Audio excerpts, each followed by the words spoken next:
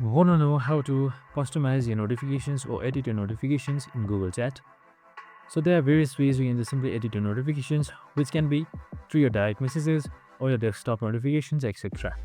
So in this video, I'm going to show you how you can do it easily in just under a minute. So let's get straight to it.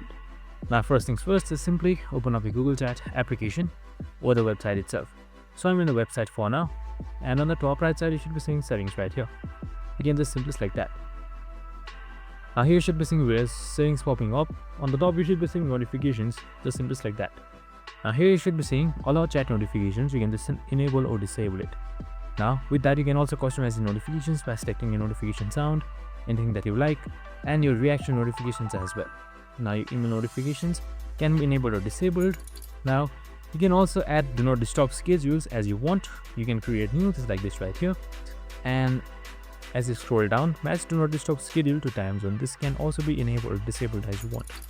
I can also enable or disable personalized messages or direct messages by just like this through your icon right here, and then select notifications right here and just simply mute them. And that's it. I hope this video helped. If it did, make sure to like, subscribe, and you can be with us for more of these videos. See you in the next one.